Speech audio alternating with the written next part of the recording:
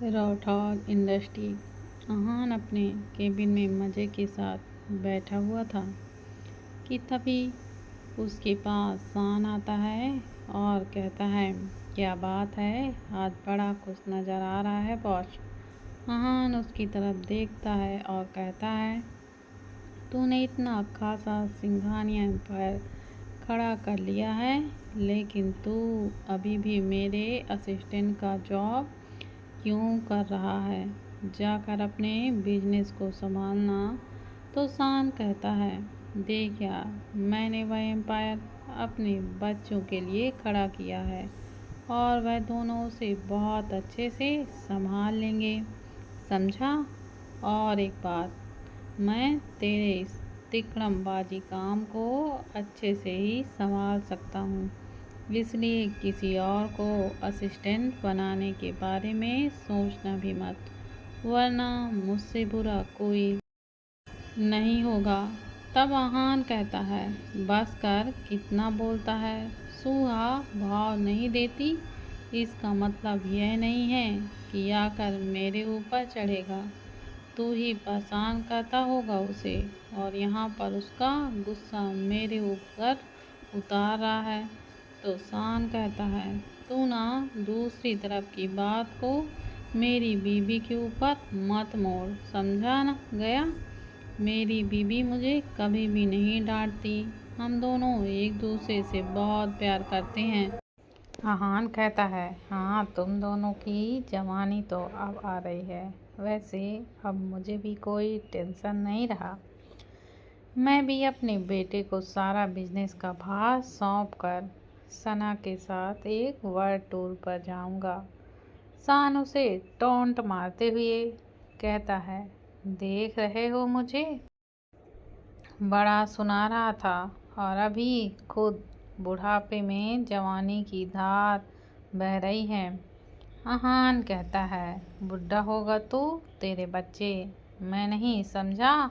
और एक बात, जवानी तो हमेशा रहती है और प्यार कभी कम नहीं होता। जैसे तू और सुहा एक दूसरे से प्यार करते हो, वैसे ही सना और मैं एक दूसरे से प्यार करते हैं। शान कहता है, सही है, मैं भी सोच रहा था कि सिंघानिया एम्पायर को अपने बच्चों के कंधे पे डालकर सुहा के साथ अच्छा घूमने और टाइम स्पेंड करने कहीं पर जाऊं। अहान कहता है, क्या सच में? देखते हैं तू जा पाता है या फिर नहीं जा पाता, क्योंकि मुझे पता है तू बस बोलने का शेर है, करने नहीं सकता। शान एक गहरी लंबी सांस लेता है और कहता है, एक बात, तेरे से आर्ग्यूमेंट में कोई नहीं जीत सकता, इसलिए मैं तुझसे बहस नहीं कर सकता। तभी उन दोनों के कान पर आवाज़ जाती है, यह कितना हैंडसम है, क्या यहाँ पर काम करने आया है, क्या यहाँ इंटरव्यू देने आया है? और इसके साथ वाला लड़का, वह भी तो कितना हैंडसम है, काश मैं इन दोनों को डेट कर पाती या फिर इन दोनों में से कोई एक को डेट कर पाती। दूसरी लड़की कहती है, काश ये मेरा बॉयफ्रेंड होता तो मैं इसके साथ हर रोज़ घूमने जाती। तीसरी लड़की कहती है, इसकी आंखें देखी कितनी खूबसूरत हैं, एकदम चिलचिलाती धूप में नहाने के जैसा फील हो रहा है। तो चौथी लड़की कहती है, उसके साथ वाले लड़के का देखना एकदम सागर सी गहरी आंखें, ऐसा लगता है जैसे इसमें गोते लगा रही हूँ। उन सभी की बात सुनकर वहाँ पर खड़े मेड एम्प्लॉय जल भुनकर कोयला हो रहे थे। शान अहान की तरफ देखकर कहता है, लगता है तेरा सपूत आ गया। अहान कहता है, मुझे भी तो यही लग रहा है। शान हंसते हुए कहता है, देख आते ही तेरी सारी लाइमलाइट छीन ली तुझसे। अहान कहता है, यह कभी नहीं हो सकता, समझा? देखता जा। यह कहकर वह नीचे जाता है और सभी एम्प्लॉयज की तरफ देख कर कहता है, gentleman please everybody meet my son Vedant Singh Rathore, जो कि अब राठौर इंडस्ट्री का CEO बनने जा रहा है। उसके बाद मिलन की तरफ इशारा करते हुए कहता है, और यह है मिलन सिंह राठौर, यह हमारे कंपनी के सेकंड बॉस की पोजीशन को संभालेंगे। मैं आशा करता हूँ जैसे आप सबने मुझे इतना सपोर्ट किया वैसे ही आप सभी मेरे बेटों को भी सपोर्ट करेंगे। उसके यह कहने पर सभी एम्प्लॉयज़ एक साथ कहते हैं, यस सर। वे सबकी तरफ एक सरसरी निगाह से देखता है और कहता है, थैंक यू एंड सॉरी आप सबके काम को डिस्टर्ब करने के लिए। अब आप सभी अपने काम पर लग सकते हैं। यह कहकर वह आहान के केबिन की तरफ वहां से चला जाता है। आहान जब देखता है कि वेद वहां पर खड़ा हुआ है तो आहान कहता है, जा बेटा बैठ अपनी कुर्सी पर। तब वेद कहता है, डैड वह आपकी कुर्सी है, मैं उसमें नहीं बैठ सकता। वेद के यह कहने पर आहान कहता है, तो क्या तेरे लिए सोफ़ा मंगवाऊं? वेद कहता है, उसकी कोई ज़रूरत नहीं है, मैंने अपने लिए एक बहुत अच्छा कुर्सी ऑर्गेनाइज करवा लिया है जो कंफर्टेबल भी है और मैं उसी में ही बैठूंगा।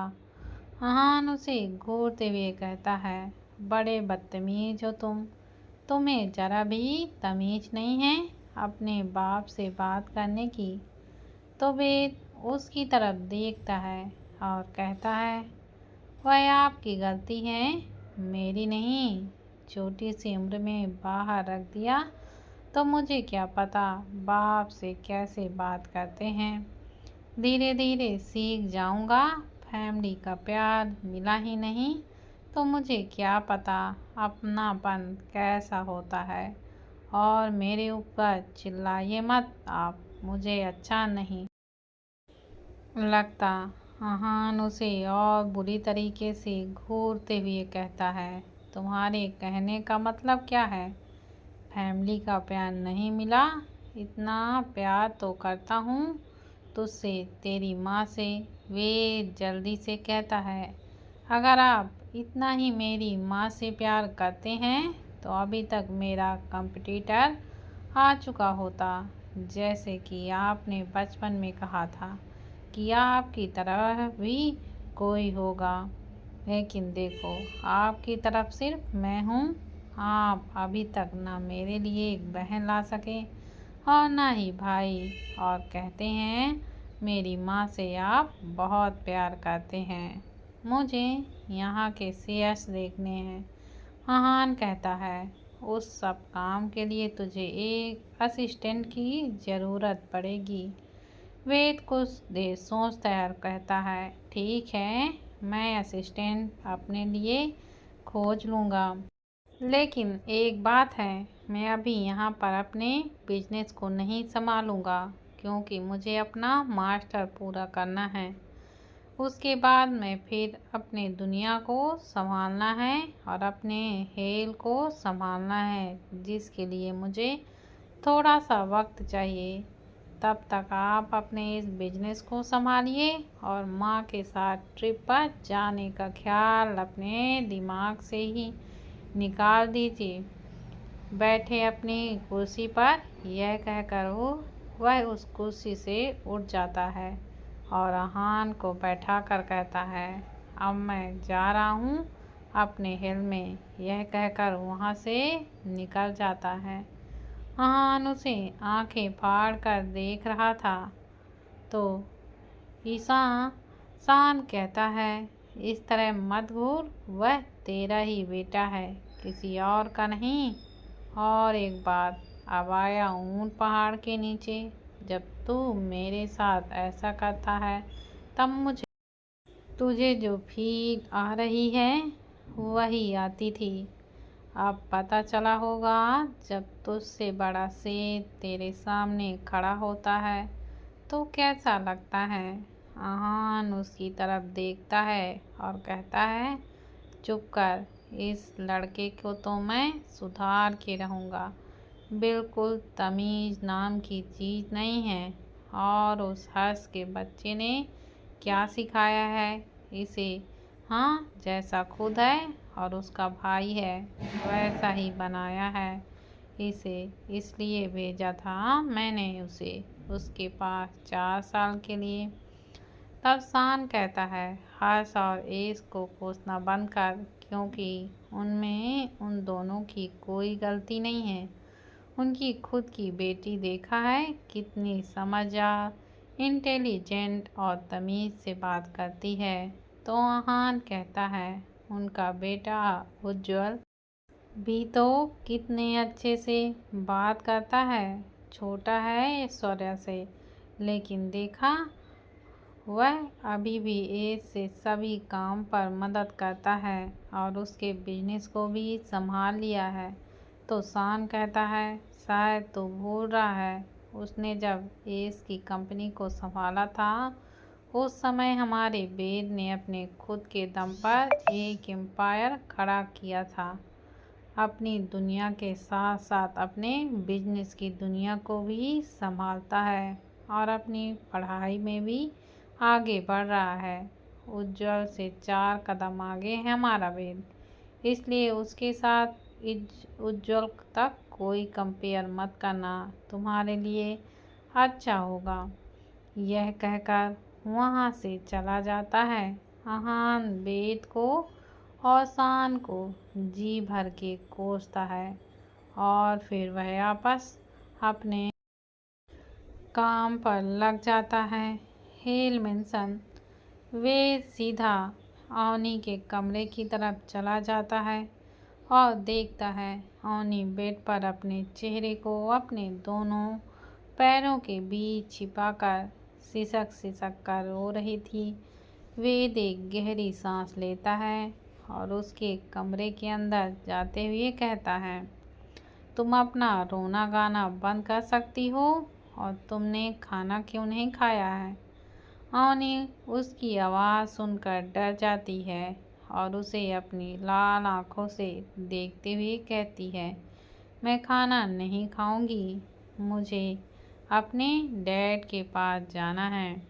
वेद उसके पास आता है और कहता है, अपनी बकवास तुम बंद करो, तुम्हारे लिए अच्छा होगा, तुम हमेशा मेरे साथ ही रहना है, इसलिए चुपचाप मेरे साथ रहो, इसमें तुम्हारी सबसे ज़्यादा भलाई है। और अगर तुम चाहो तो मैं तुम्हें एक जॉब ऑफर कर सकता हूँ। अवनी उसकी तरफ देखती है और कहती है, मुझे कोई जॉब करने की ज़रूरत नहीं है, मेरे डैड के पास बहुत पैसे हैं, मैं उनके पैसों से ज़िंदगी भर घर बैठकर खा सकती हूँ, समझे। और एक बात, मैं तुम्हारे साथ नहीं रहना चाहती, मुझे यहाँ से तुम जाने दो। वेद अपनी एक आईब्रोज ऊपर करता है और कहता है, क्या तुम अपने डैड के ऊपर डिपेंड रहना चाहती हो, अपने खुद का कुछ नहीं कर सकती। क्या लड़की हो तुम, एक अबला नारी। टीला को देखो, उसका खुद का एक अच्छा खासा काम है जो वह मन लगा कर करती है और पैसे कमाती है। अवनी उसे देखती है और कहती है, मैं अपनी स्टडी पूरा करके जो करना है वह करूँगी, समझे, लेकिन मुझे यहाँ से तुम जाने दो, अच्छा होगा तुम्हारे लिए। जब मेरे डैड को पता चलेगा कि तुमने मुझे किडनैप किया है तो वह तुम्हें जिंदा नहीं छोड़ेंगे। वेद अपने एक्सप्रेशनलेस चेहरे के साथ उसे देखता है और फिर कहता है, क्या सच में तुम्हें लगता है तुम्हारे डैड तुम्हें खोज सकते हैं। और मेरे जॉब के बारे में सुन लो, तुम मेरे असिस्टेंट बन के रहोगी, मैं अपने कॉलेज जाऊंगा, उसके सभी प्रोजेक्ट तुम सॉल्व करोगी। अवनी कहती है, मुझे मेरे घर जाने दो प्लीज़, मुझे यहाँ नहीं रहना। मुझे मेरे मॉम डैड की बहुत याद आ रही है, मुझे प्लीज़ जाने दो। मैं किसी और से प्यार करती हूँ, वह मुझे पागलों की तरह खोज रहा होगा। प्लीज़ तुम ऐसा नहीं कर सकते। वेद उसके बाजुओं को कस के पकड़ता है और फिर कहता है, it's not my fault, it's your fault. और तुम्हारा चाहे कोई भी बॉयफ्रेंड हो, मुझे उससे कोई मतलब नहीं है। और तुम उससे कितना प्यार करती हो, इससे भी नहीं है। पड़ी रहो चुपचाप यहीं पर। खाना है तो खा लेना, नहीं खाना है तो मरो। यह कहकर वह वहाँ से चला जाता है। अवनी और जो से रोने लगती है। टेला वेद के पास जाती है और कहती है, बॉस आप उसको क्यों इतना रुला रहे हो? छोड़ना बेचारी को, उसकी तो कोई गलती नहीं है ना। नहीं, जो किया है उसके बाप ने किया है। बिना मतलब का आप उसके साथ टॉर्चर कर रहे हो। वेद उसकी तरफ घूर कर देखता है और कहता है, लगता है तुम्हारी जुबान को ज़्यादा ही चलने लग गया है। तुम्हें बोलने की आज़ादी क्या मिली? तुम तो हवा में ही उड़ने लगी हो। अपने पंख खुद काट लो, वरना मुझे काटने में देर नहीं लगेगी। उसकी बात सुनकर टीला बड़बड़ाती है, बदतमीज कहीं का। पता नहीं कौन सी मनहूस घड़ी में मैंने इससे दोस्ती करी थी। वेद अपनी एक आईब्रोज ऊपर करके तिरछी नज़रों से उसकी तरफ देखता है और कहता है, तुमने दोस्ती नहीं करी थी, मैंने करी थी। और तुम्हें अपने इस दिल का केयरटेकर बनाया था, और साथ में अपना भी। इसलिए मुंह बंद करके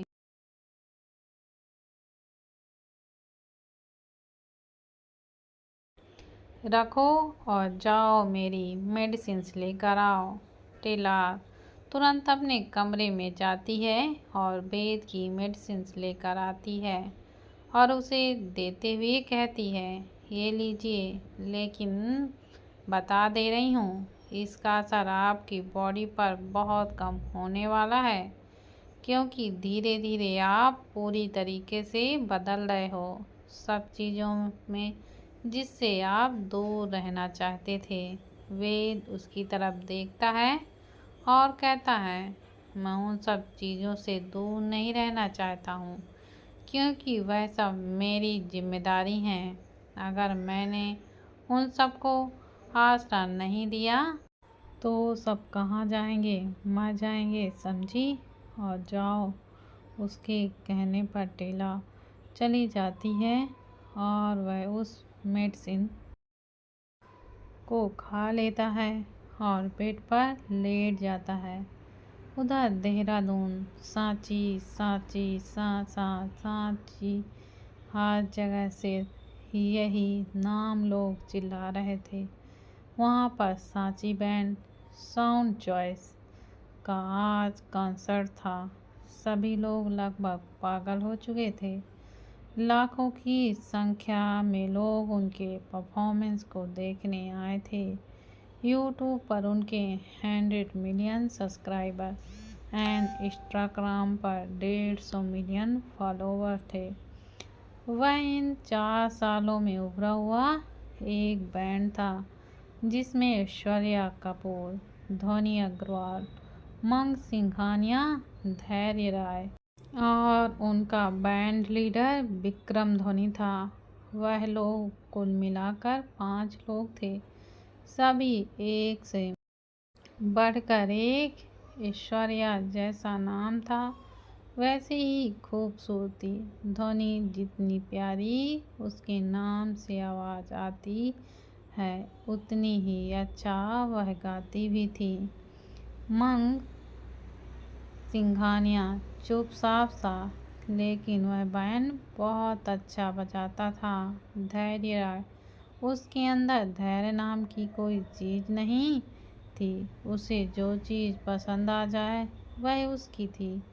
अपने ग्रुप में सबसे छोटा लेकिन सबसे दुलारा। वह गिटार बहुत अच्छा बजाता था। विक्रम जैसा नाम वैसा काम, जुनून, शख्सियत और चाहत की उसके अंदर कूट कूट कर भरी थी। जो चीज़ें पसंद आए वह चाहिए प्यार से हो चाहे ज़बरदस्ती। इस टीम का लीडर होने के नाते वह अपनी टीम को पूरी तरह से सपोर्ट करता था, जिस कारण उनका बैंड आज इंडिया में ही नहीं पूरे भारत देश में सक्सेसफुल था। यह सभी इंडिया से बाहर भी परफॉर्मेंस कर चुके थे। सिंगिंग विक्रम की एक हॉबी थी और यहाँ बैंड उसका सपना। उन सब का कॉन्सर्ट ख़त्म होता है। बहुत सारे लड़कियां लड़के उन सब के ऑटोग्राफ के लिए उतावले हुए जा रही थी। विक्रम उन सब की तरफ देखकर मुस्कुराता है और उन सब से हाथ मिलाता है। ऐश्वर्या, ध्वनि, मंग और धैर्य भी सबसे हाथ मिलाते हैं और गुड बॉय कहकर अपने होटल जहाँ पर उनके लिए सभी चीज़ें अरेंज की गई थी वहाँ पर चले जाते हैं। ऐश्वर्या और धनु एक कमरे में चले जाते हैं। मंग अपने कमरे में, धैर्य अपने कमरे में और विक्रम कॉन्सर्ट के कारण सभी थक चुके थे इसलिए सभी सो जाते हैं। कपूर मेंशन। जब अभिनय कपूर मेंशन पहुंचता है तब वो देखता है वहाँ पर पिया बैठी कुछ बना रही थी। अभिनय उसे पीछे से जाकर हक कर लेता है और कहता है, मॉम आई मिस यू। पिया जैसे ही अभिनय की आवाज़ सुनती है उसकी तरफ पलटती है और उसे गले से लगाते हुए कहती हैं, जहाँ तक मुझे पता है तुम तो कल ही आ चुके हो, है ना? तो आज कैसे घर आ रहे हो? कहाँ थे तुम रात भर? आते ही तुम्हारा घूमना फिरना शुरू ना? अभिनय कहता है, जस्ट रिलैक्स मॉम, मैं सिर्फ रेस्ट करने गया था।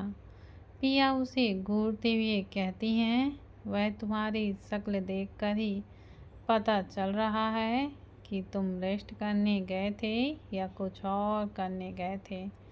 अभिनय गहरी सांस लेता और कहता है, बस मॉम, डैड कहाँ हैं? मुझे पता है 1 महीने पहले ही वह आ चुके हैं और बड़े पापा भी तो आ चुके हैं। कहाँ है वह?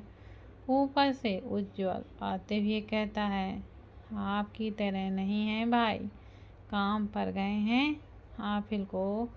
ऑफिस को संभालना पड़ता है ना कि घूमना। अभिनय उज्ज्वल को देखते हुए कहता है, छोटा है तो छोटों की तरह बन, बड़े बनने की कोशिश मत कर। उज्ज्वल कहता है, सिर्फ 6 महीने का ही तो छोटा हूँ, उससे ज़्यादा नहीं। अभिनय कहता है, हाँ तो है ना? उज्ज्वल कहता है, आते ही अपना बड़े होने का रौब दिखाना शुरू कर दिया। एक बार गले लगना भी ज़रूरी नहीं समझ रहे हो आप? अभिनय मुस्कुराता है और कहता है, आजा। उज्ज्वल उसके पास जाता है और धीरे से उसके कान में कहता है, कब तक आप ऐसे ही अपना वीर कंडोम में व्यस्त करते रहोगे? कोई अच्छी सी लड़की खोज लो, ज़्यादा अच्छा रहेगा।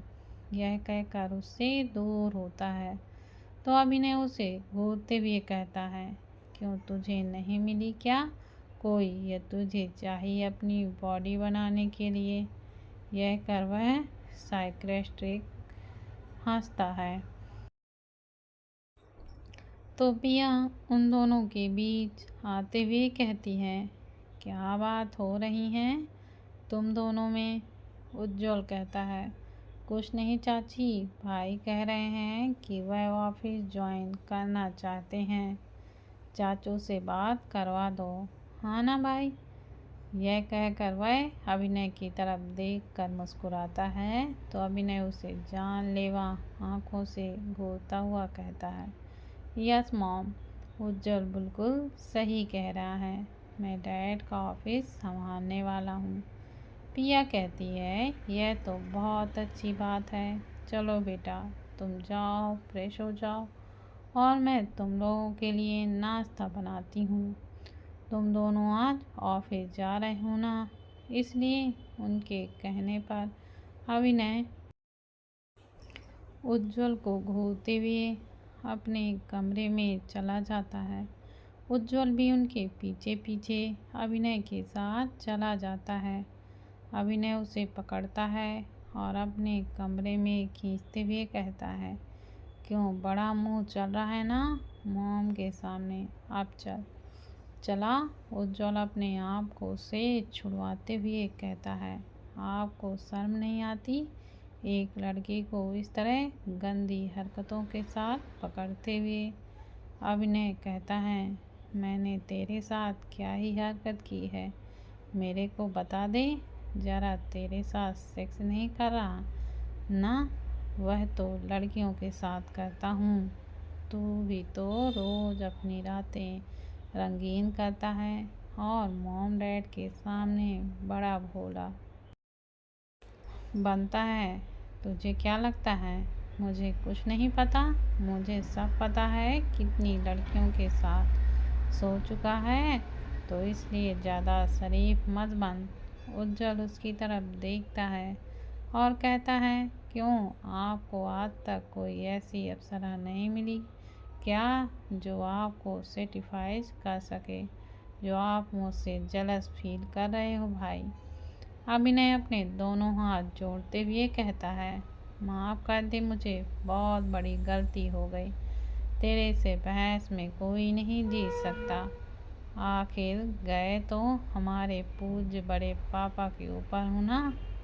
उज्जवल कहता है, वैसे भाई आप तो वेद भाई से पूरे 2 साल छोटे हो ना, फिर भी आप उसे वेद क्यों कहते हो? तो अभिनय कहता है, क्योंकि वह मेरा जिगरी यार है, इसलिए मैं उसके नाम से बुलाता हूँ। उज्जवल कहता है, तो आप भी तो मुझसे 6 महीने से बड़े हो, तो मैं भी आपको अभिनय कहूँ?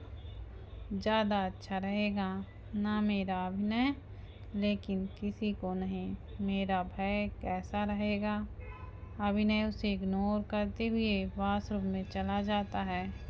सिर्फ फ्रेश होकर उसके कॉलर को पकड़ते हुए इसे घसीटते हुए नीचे लेकर जाता है और डाइनिंग टेबल पर लगभग पटकते हुए कहता है, चल बैठ और चलते हैं ऑफिस। यह कहकर दोनों नाश्ता करते हैं और फिर ऑफिस के लिए निकल जाते हैं। हेल मेंशन जब वेद की नींद खुलती है तब वह सीधा अवनी के कमरे में जाता है तो देखता है अवनी के कपड़े पूरे तरीके से गंदे हो चुके थे और वह वहीं पर बेड पर बैठी हुई थी। उसकी आंखों से आंसू सूख चुके थे। वह उसके पास जाता है और कहता है, उठो। अवनी डरते हुए कहती है, तो तुम क्या कर रहे हो? मैं क्यों उठूं? जाओ तुम यहाँ से। वेद गुस्से से उसके बाजू को पकड़ते हुए खड़ा करता है और एकदम अपने करीब लाकर उसके कमर से पकड़कर कहता है, क्यों तुम्हें मुझसे डर नहीं लगता जो तुम इतना बोल रही हो? हाँ, तुम सिर्फ मेरी गुलाम हो। तुम्हें मैं जैसा कहूँगा तुम्हें वैसा ही करना होगा, समझी? इसलिए ज़्यादा तू मैं मत किया करो। अवनी उसे अपनी नम आँखों से देख रही थी। वेद उसके चेहरे को अपने दोनों हाथों में लेता है और उसके चेहरे पर अपनी उंगलियों को हिलाते हुए कहता है, एक बात कहूँ, मुझे तो ऐसा लगता है जैसे मैं तुम्हें पाना चाहता हूँ। पूरे तरीके से। क्या तुम मेरे साथ रहोगी लाइफ टाइम के लिए, मेरी पार्टनर बनके? अवनी उसकी तरफ हैरानी से देखती है और फिर कहती है, तुम तुम तुम ऐसा क्यों कह रहे हो? तुम तो अच्छे दिखते हो। तुम्हें तो कितनी लड़कियां मिल जाएंगी ना, तो यह सब क्यों कर रहे हो? मैं तुम्हारे साथ नहीं रहना चाहती। मैं वापस यहाँ से जाना चाहती हूँ अपने मॉम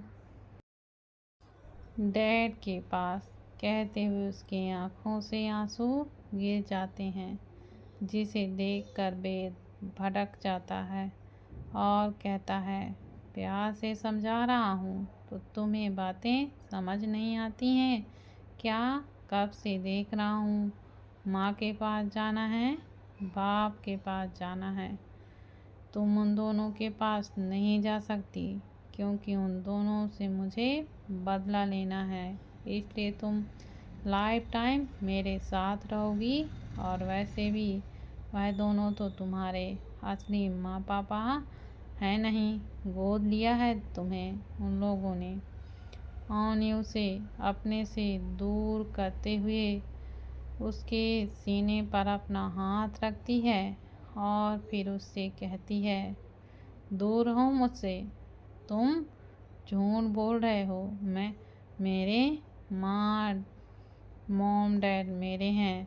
तुम झूठे हो, यू लॉयर। वेद कहता है, ठीक है, अभी बताता हूँ तुमको। फिर वह कुछ पेपर उसके सामने रखता है और कहता है, देखो यह तुम्हारी ही तस्वीर है ना, बचपन की।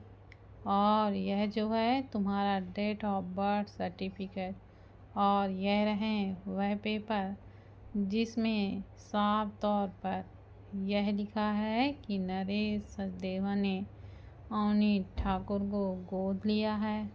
तो बताओ, क्या चाहती हो तुम? क्या तुम लाइफ टाइम मेरे साथ रहना पसंद करोगी, या फिर वापस अपने उन मॉम डैड के पास जाना चाहोगी, जिन्होंने हमेशा तुमसे झूठ ही कहा था? हाँ। अवनी उस पर चिल्लाते हुए कहती है, यू आर लॉयर। तुम झूठे हो, तुम मक्कार हो, समझे? मैं तुम्हारा साथ कभी नहीं रहूँगी। वह भले ही मेरे बाप नहीं हैं, लेकिन उन्होंने मुझे हमेशा अपने बच्चे का प्यार दिया है। तुम जानना चाहती हो ना कि मैं तुमसे इतनी नफरत क्यों करता हूँ? तो चलो मैं बताता हूँ। तुम्हारे बाप ने मेरे दोस्त और मेरे भाई बहनों को, मेरे माँ पापा और आंटी अंकल के बच्चों को छीन लिया था। उसके ऊपर जानलेवा हमला करवाया। इसलिए मैं चाहता हूँ कि तुम ज़िंदगी भर मेरे साथ रहो, ताकि जो दर्द और तकलीफ़ मैंने सही थी अपने भाई के जाने का, वही तकलीफ़ और दर्द तुम्हारा बाप तुम्हें खोने का हो। तो अवनी इस बार पूरे तरीके से टूट चुकी थी। थम से ज़मीन पर वह बैठ जाती है और उसके पैरों को पकड़कर रोते हुए कहती हैं, मुझे जाने दो प्लीज़, मैं नहीं रह सकती यहाँ। वेद उसके हाथ को पकड़कर खींचते हुए उठाता है और कहता है, जान, रोना बंद करो। देखो ये आंसू मुझे बिल्कुल पसंद नहीं हैं, और तुम्हारी आंखों से तो बिल्कुल भी नहीं। मुझे किसी से मतलब नहीं है तुम्हारे अलावा। तो तुम यह रोना धोना बंद करो। मैंने जब तुम्हें देखा है तो भी मुझे लगा कि तुम सिर्फ मेरे लिए बनी हो, मेरे लिए। और उसके गले को सहलाते हुए कहता है, और मैं सिर्फ तुम्हारे लिए। और हम दोनों एक दूसरे के लिए बने हैं। और एक बात मैं बताऊं, तुम अभी बच्ची हो। मैं तुमसे प्यार नहीं करता, और ना ही मैं करूँगा। तुम सिर्फ मेरी ख्याल बन के मेरे साथ रहोगी और कुछ नहीं। और मैं तुम्हारे साथ वो सब करूँगा जो एक लड़का करता है लड़की के साथ। तुम्हारी यह जो मलाई जैसा बदन है उसे रोज़ खाऊंगा और तुम मेरा कुछ नहीं कर सकती। कहते हुए वो उसके पूरे शरीर पर अपना हाथ फेरता है। आनी उसके बातों से डर से कांप रही थी। उसका पूरा शरीर जैसे बिजली के तार जैसे बांध दिया गया हो और स्विच को ऑन कर दिया गया हो। वेद उसे गले लगाता है और उसके गले को काटते हुए कहता है, नॉट बैड योर टेस्ट। तुम्हारे साथ रहकर मैं तुम्हारे बाप को पर रुलाऊंगा, तड़पाऊंगा और उसे तड़पता हुआ देखकर मुझे बहुत ज़्यादा खुशी होगी। अवनी अपनी पूरी ताकत लगाकर उसे धक्का देती है और दौड़ते हुए कमरे से बाहर की ओर जाने की कोशिश करती है। तभी उसका पैर दरवाजे के पास लगे टेबल से टकरा जाता है, जिससे वह मुंह के बल वहीं पर गिर जाती है। बेद जल्दी से उसके पास जाता है और उसे अपनी गोद में उठाते हुए कहता है, छोटी चुहिया, ज़्यादा भाग दौड़ नहीं करते, जाओगी कहाँ बचकर मेरी शेर से। तुम सिर्फ मेरी गुलाम हो। जब तक मैं ना चाहूँ तब तक तुम कहीं नहीं जा सकती। और देखो, तुमने चोट पहुँचा दिया अपने आप को। ये अच्छी बात नहीं है।